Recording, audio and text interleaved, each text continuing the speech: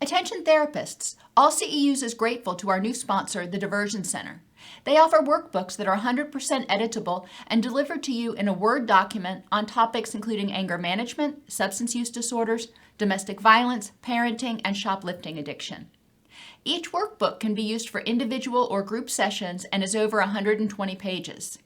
You have the option to add or remove content, insert your name as the author, and reprint and resell the workbooks to your clients. Go to privatelabelworkbooks.com and take advantage of their buy one, get one free bundle offers. Remember, that's privatelabelworkbooks.com. Hey there, everybody, and welcome back to the Week by Week Guide. This is part 4, and I'm your host, Dr. Dawn-Elise Snipes. Remember, you can find in-depth videos on each of the topics that we talk about at docsnipes.com/YouTube. In the past couple of weeks, you've started doing a lot of different things. So what I start out the 4th session with is reviewing your morning and evening mindfulness logs for physical, affective or emotional, cognitive, environmental, and relationship themes, and your sleep trends. I want to see, are you starting to feel physically better? What's your mood like? What are your thoughts like? Do you tend to be more pessimistic? Are you having more optimism? What is your environment like? Are you experiencing a sense of safety? And are your relationships improving, either in quality or you're wanting to engage with people more? We also review what's being done for the 15-minute happiness break each day. And that was something that you started from last week, identifying comedians or videos that you could watch that could help you feel happy. 15 minutes, whether it's on your way to work or during lunch or when you're working out or whenever. 15 minutes of happiness. Then we explore any meditation or distress tolerance skills that are working for you to help get them to help you get into your wise mind. And these are skills that we talked about, I believe, in session 2, but you've had a chance to start actually using them and practicing them some. And it's important to ferret out, which ones work and which ones don't. The ones that don't, okay, we're going to push those off to the side, but really start getting a toolbox of tools that are effective for you. Then we'll review progress and trends in your baseline data for your top 3 symptoms. So, again, I usually don't make people do their own math. I take the baseline data and we look at it and I add up all the scores and then divide by 7. And we look at what the average weekly score is for each person. We also may look at, for example, the frequency of days in a week that were above 3. And we talk about that. If it's going up, great. We want to think about, what are you doing right now that is helping this go up? What's changed? If it's staying steady, then we want to talk about, what might be helpful to help propel you forward.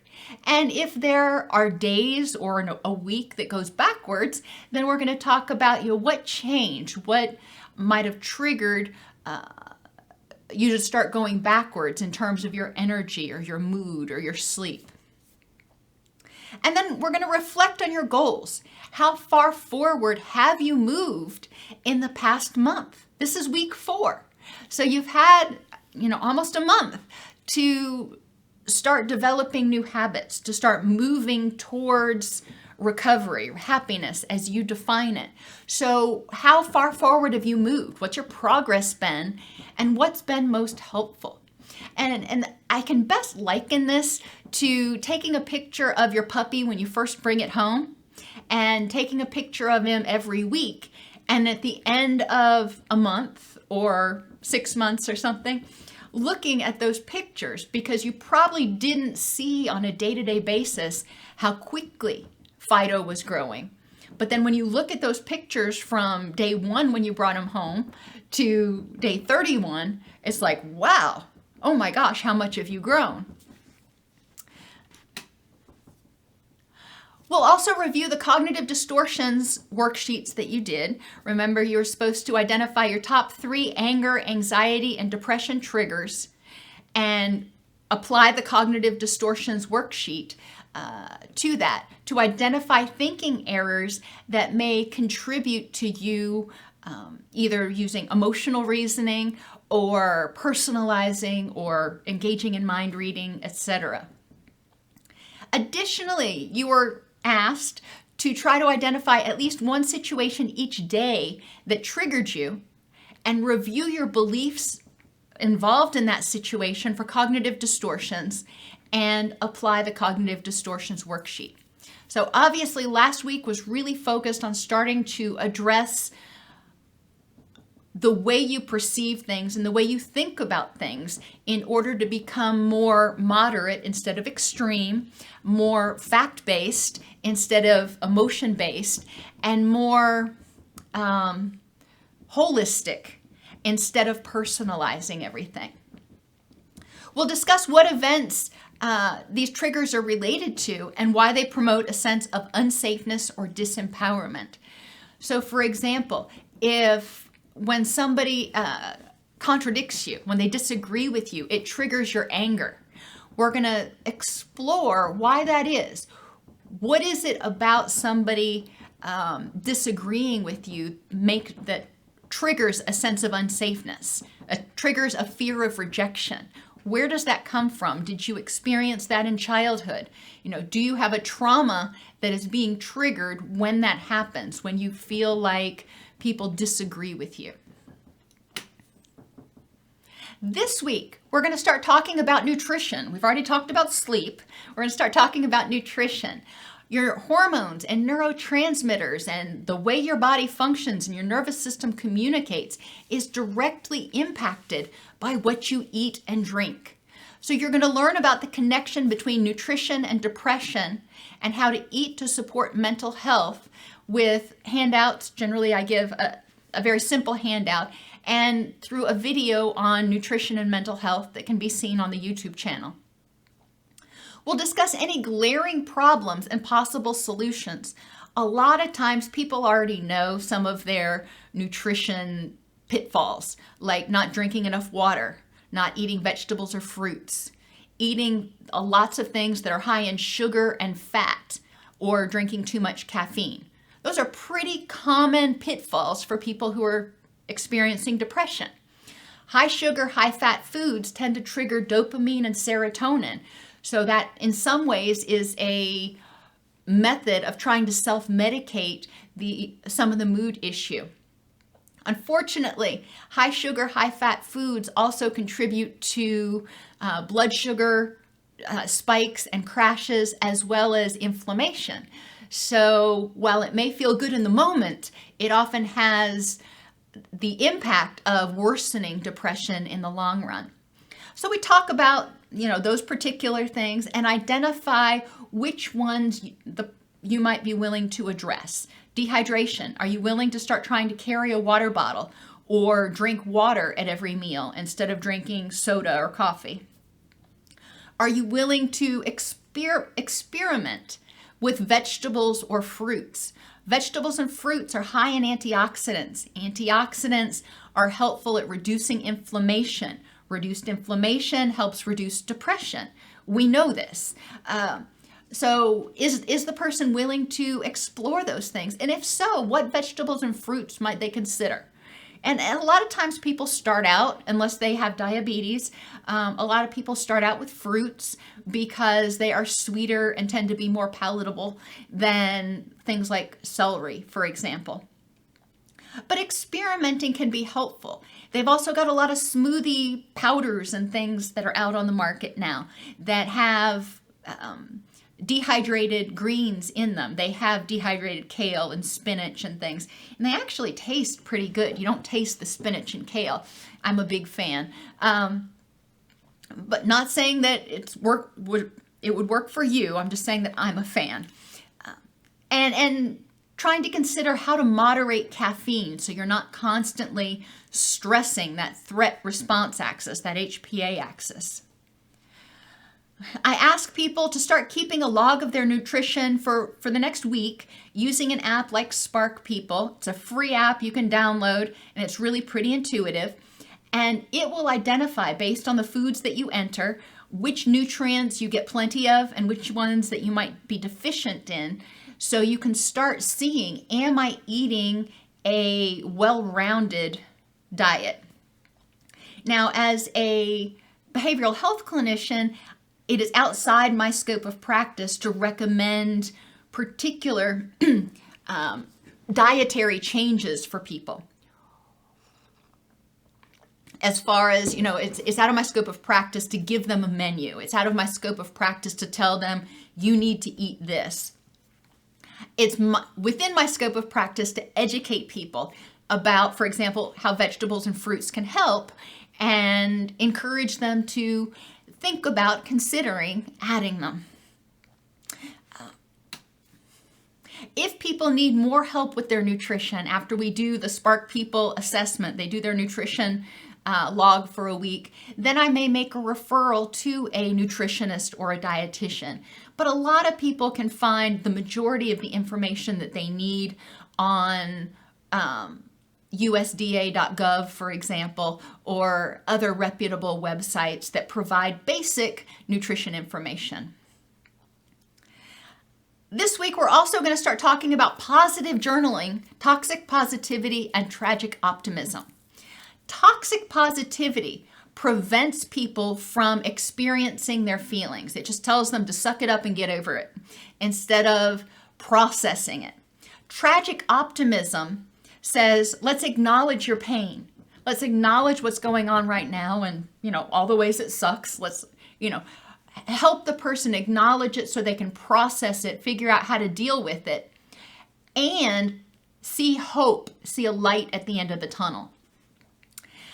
So you're going to learn about the difference between toxic positivity and tragic optimism by watching the video on toxic positivity. And then you're going to start spending about 20 minutes each day focusing on what is going right in your life, preferably that day. And this is already partially integrated into your evening mindfulness worksheet.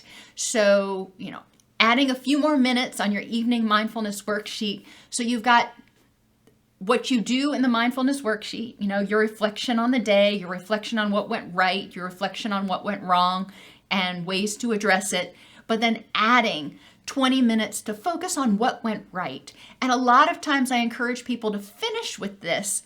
So they're finishing with the positive and they're finishing balancing it out. You've got this distressful stuff over here that you talked about, but oh yeah, there's also this, pot of gold at the end of the rainbow, so to speak.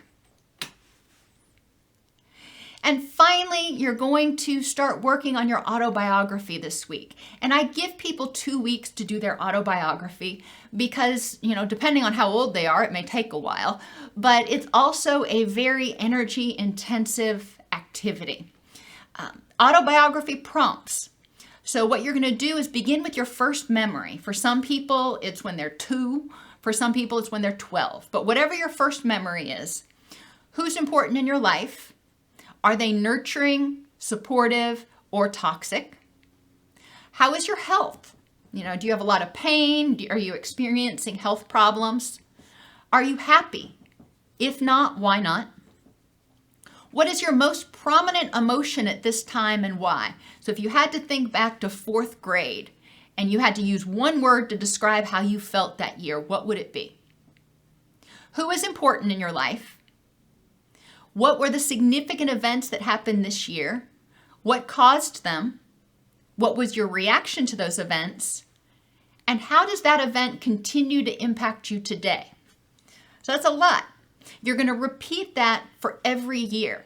Now, most people have a hard time thinking, well, when I was 10, blah, blah, blah, I can't really remember where I was. But I can remember, for example, 4th grade. And 4th grade is about when most people are 10. I can remember my 4th grade teacher. So by using grade instead of age, it helps me anchor myself so I can think, okay, I was going to have this teacher, I was going to this school, I lived in this house, etc. So it helps me get oriented.